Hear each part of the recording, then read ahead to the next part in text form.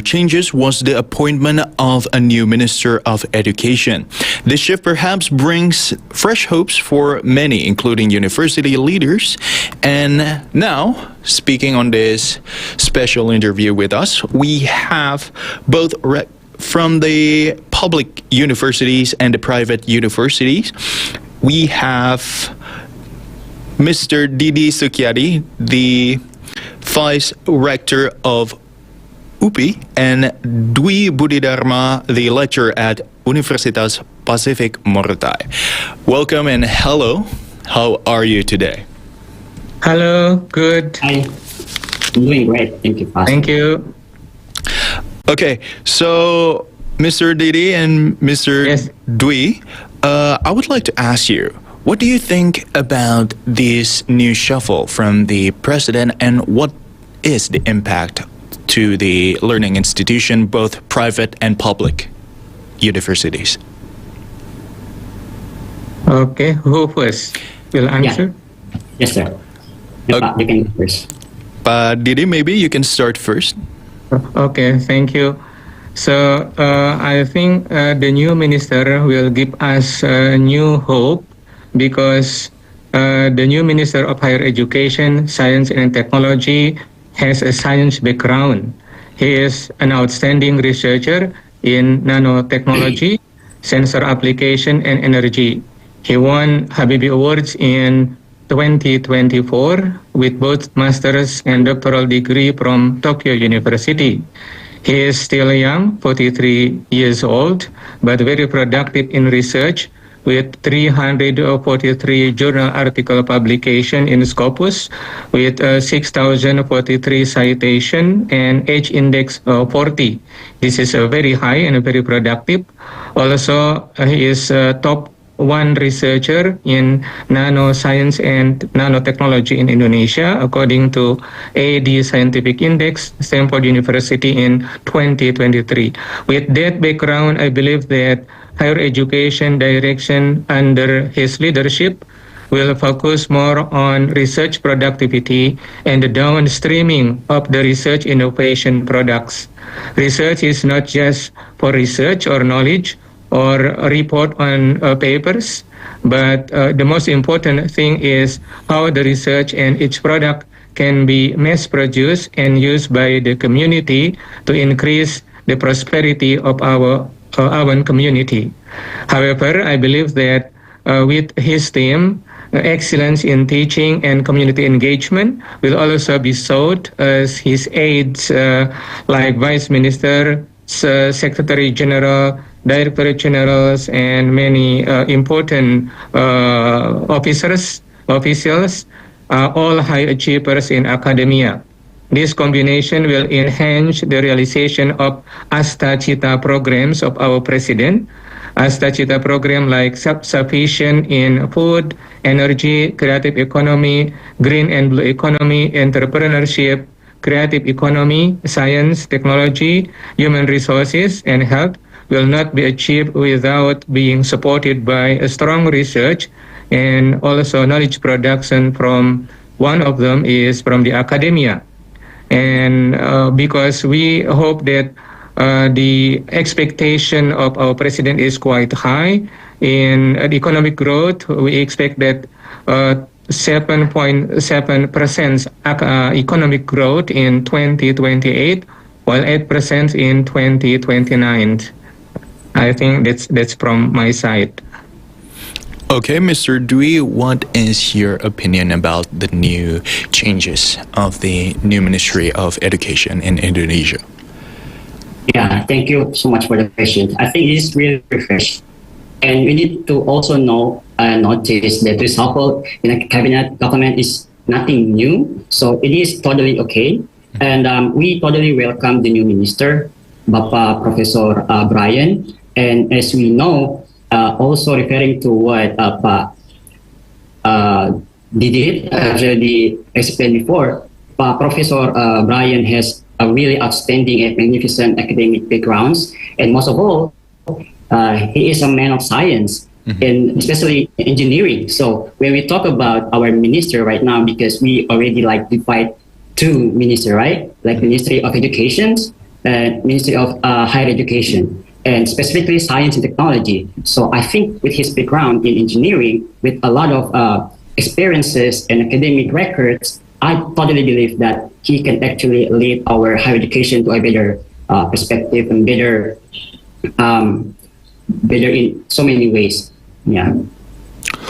Okay, thank you so much for both of your answers. And also, I would like to ask, is there any challenges that the new minister given to the private and the public university sectors to be given changes that needs to be done during this new reshuffle policy? I think many challenges are coming to our university life at the moment. In my understanding, first of all is the decrease. Yeah, maybe Mr. Dwi can answer the question of funding support from the government because of the. Okay. Oh, sir, can you repeat your answers? We have internet issues right now. Okay. Who first? I'm continuing my response. Oh yeah, maybe you can start over and tell us your opinion. Okay. I think there are many challenges coming to our university.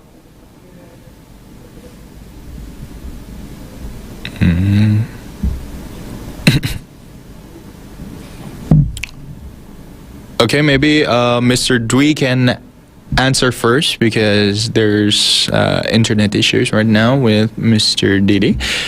Maybe Mr. Dwi can answer. Sure. Yeah.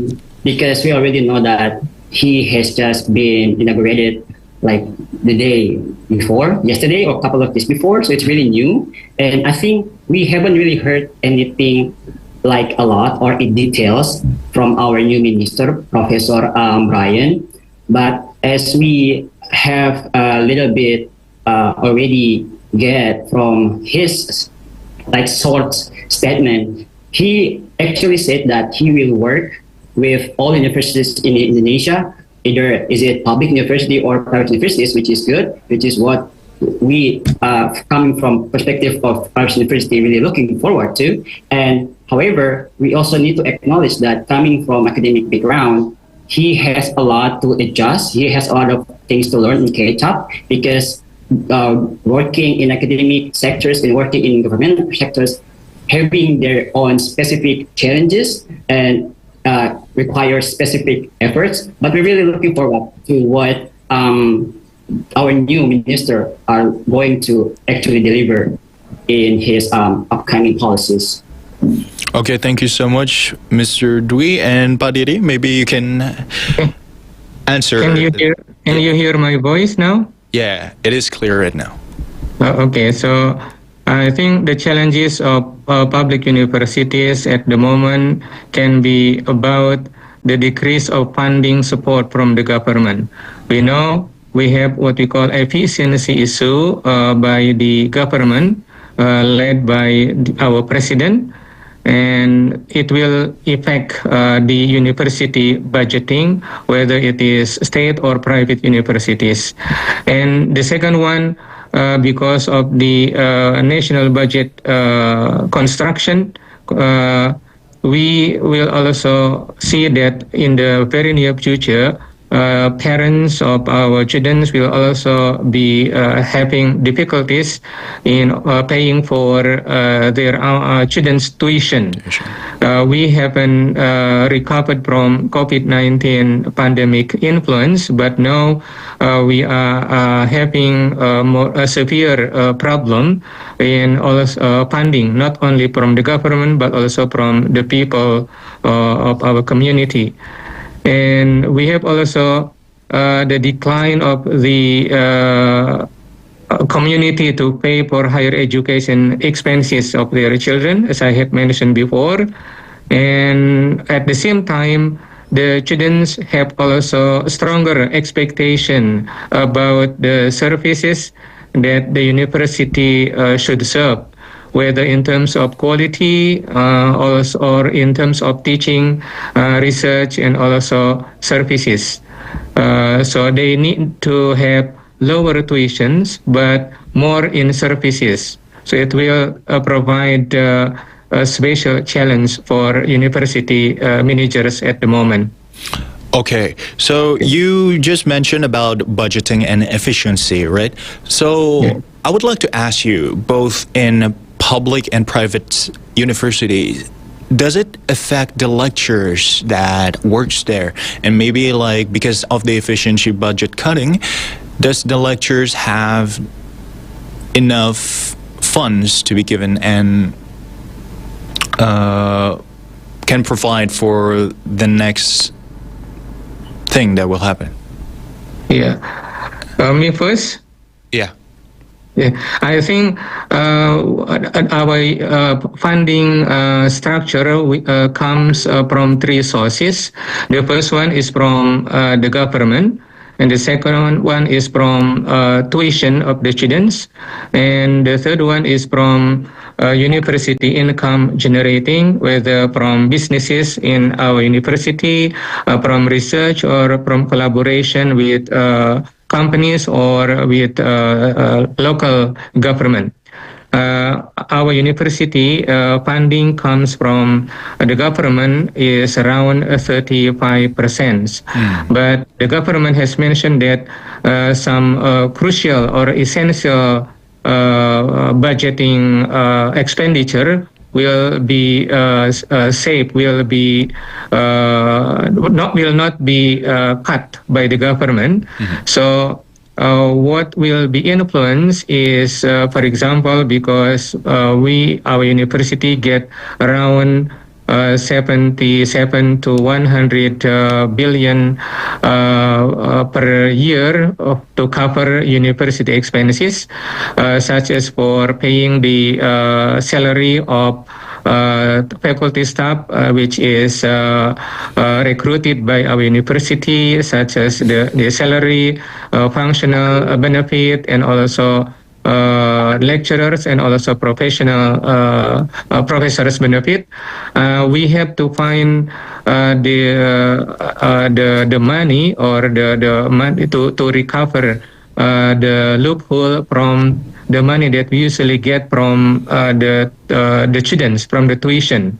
So the money for paying the university lecturers, I think, will not be influenced. It will be safe, but we have to limit our activities, such as, for example, for visiting or internal, external, and also internal collaboration. We will reduce the activities, such as, for example, maybe seminars.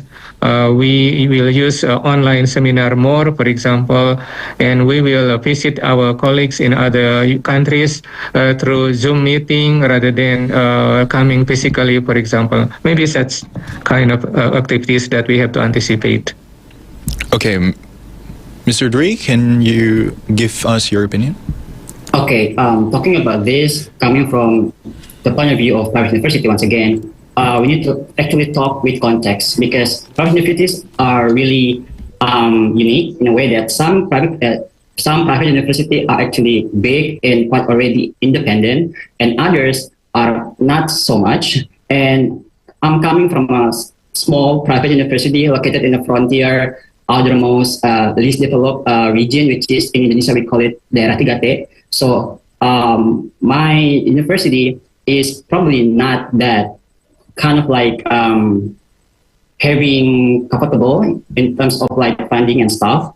And so when we talk about the efficiency of the budgeting, we already have a really limited budgeting in all sectors.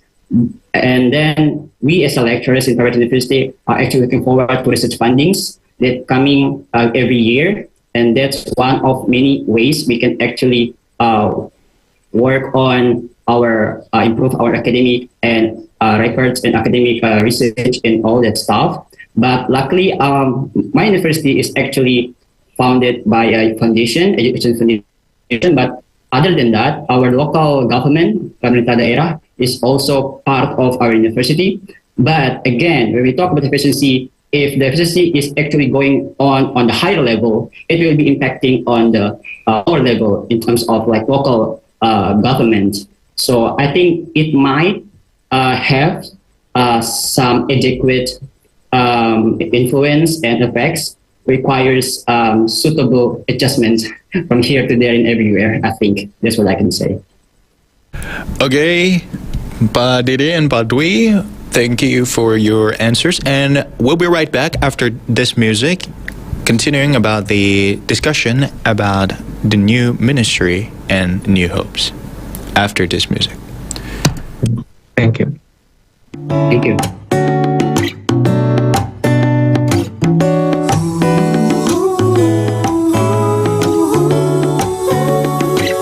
Pandai memanggilmu, santailah dulu sejenak kawanku. Tinggalkanlah semua masalahmu. Bisik pasir deburan ombak, temani semesta membiru. Dengarlah, santailah dulu sejenak kawanku.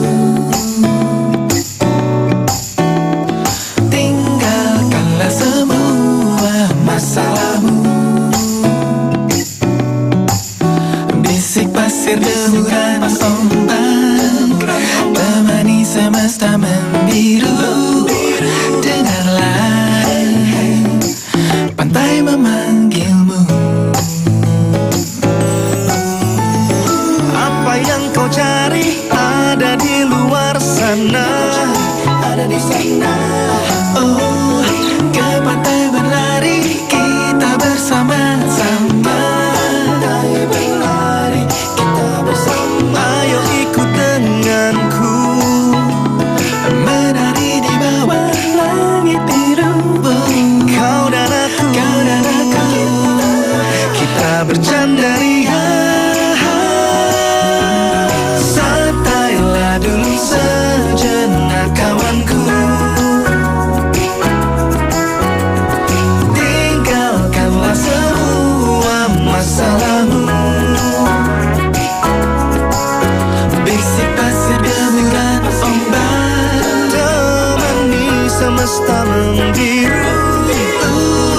Dengarkanlah, santailah dulu sejenak kawanku. Dan tinggalkanlah semua masalahmu. Bisik pasir deburan ombak, temani semesta membiru. Dengarlah, oh lihatlah, ku lari ke pantai. Dengarlah, pantai memanggilmu. Pantai memanggilmu. Ayo berlari, pantai memanggilmu. Pantai memanggilmu. Ayo berlari, pantai memanggilmu. Still with us in Voice of Indonesia, talking about the new minister's new hopes with Mr. Dwi and Mr. Didi in Voice of Indonesia right now. So, I would like to ask Mr. Dwi first, talking about the new ministry. So, to improve the higher education for our country, what can the government do for the lecturers and the faculty or the universities to improve the quality of the students and the future of Indonesia? Okay, and again, I will be totally happy to share my point of view from private university, because it is quite different with what's going on in private university, right? But I think the main point is kind of the same in how we actually can try and build a better higher education. There are at least three. And first of all, we need to actually have a good and proper learning space, which is the building, which is the classrooms.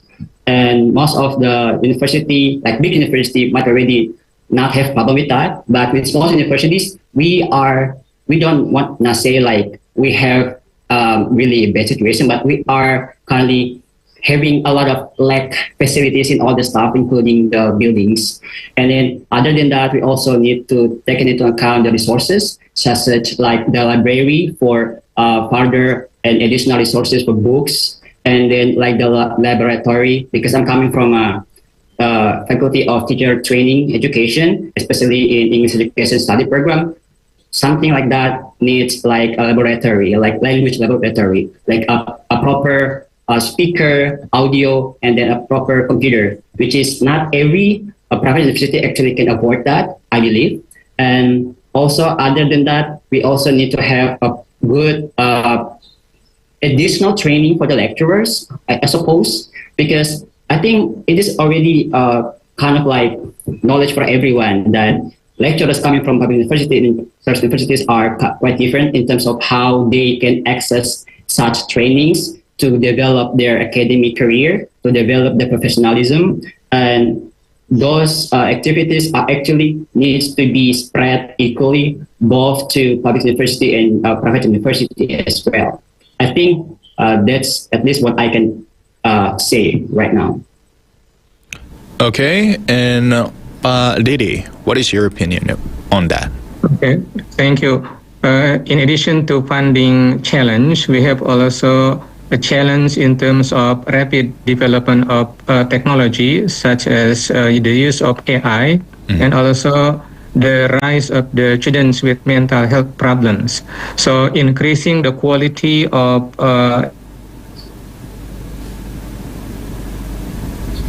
higher education at the moment is what has been mentioned by our colleagues, Pak Budi. I have also some ideas that I think the use of technology is inevitable. The technology can be used to transform governance, teaching, research, and also community engagement. For example, we can use AI writing, research.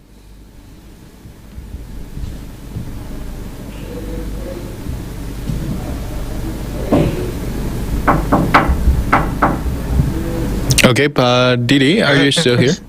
And also, okay. Oh yeah, sorry, you just disconnected. Can you repeat that? Okay.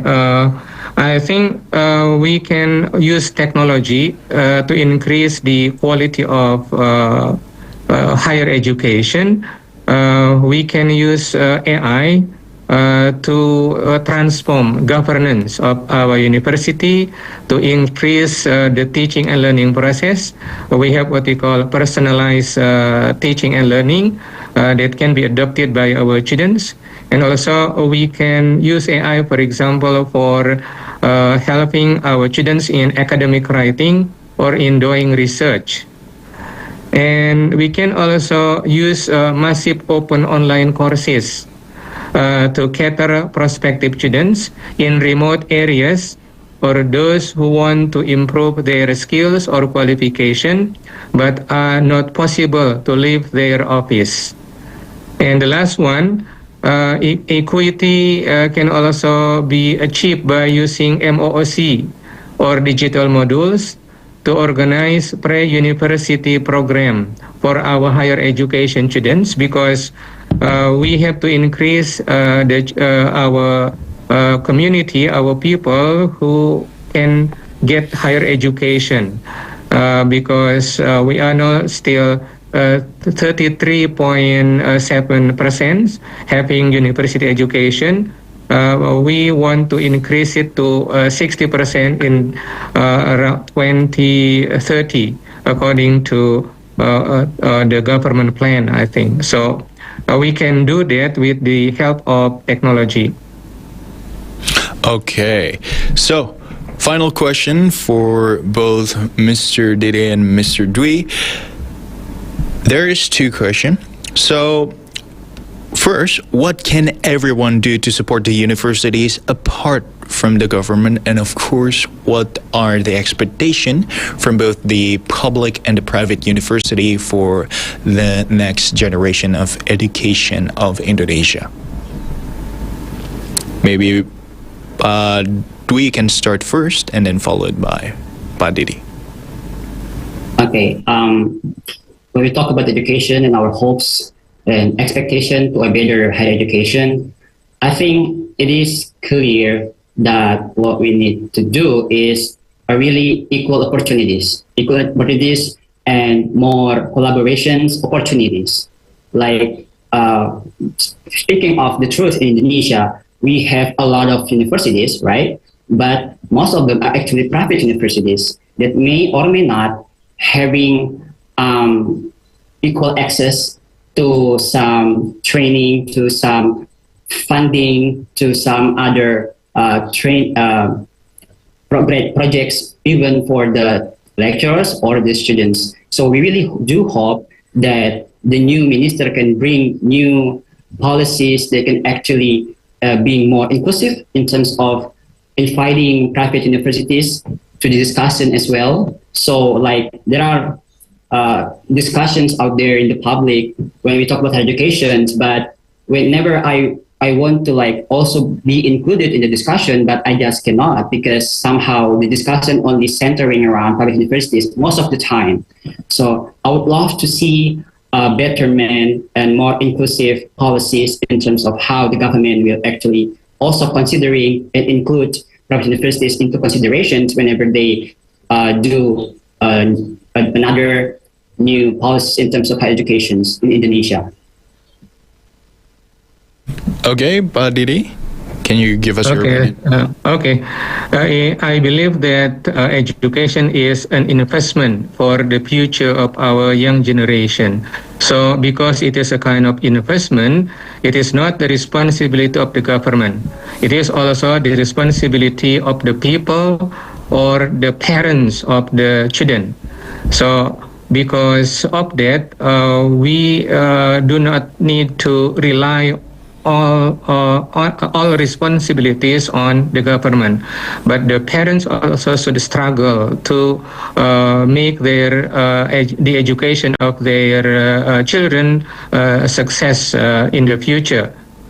So if they have to look for money, for example, for paying the tuition of their children, it is not considered as a burden, but it is a kind of investment. So we have to do it with all our efforts as much as we can. And in addition to the parents, I think the education is also the responsibility of the private parties. So we have also to involve more the private companies to donate their corporate social responsibility in the field of education, because in other countries, universities can get research funding, for example, from the companies. But so far, in our case, it is not quite common when universities are collaborating or solving the problems faced by companies, private companies, through research. If we can create this collaborative environment between private companies and universities and also the local governments, I think the downstreaming of research products that were produced by universities, I think will be much faster. So the research that the university produce will not end in the shelves of the library or in the form of journal articles only, but it should become a product that can be used or can be consumed by the people of Indonesia. So the life of the community will be more prosperous because of university. So we can say that this is an impactful university. That's what I can say. Okay, thank you so much, Pak Didi, and thank you, Pak Dwi, and have a nice day. And that is our talk about the new Minister of New Hope, and more from Indonesia is still coming, so stay tuned with us in Voice of Indonesia. Thank you so much. Thank you, Ray. Thank you, Pak Ray. Thank you, Pak Didi.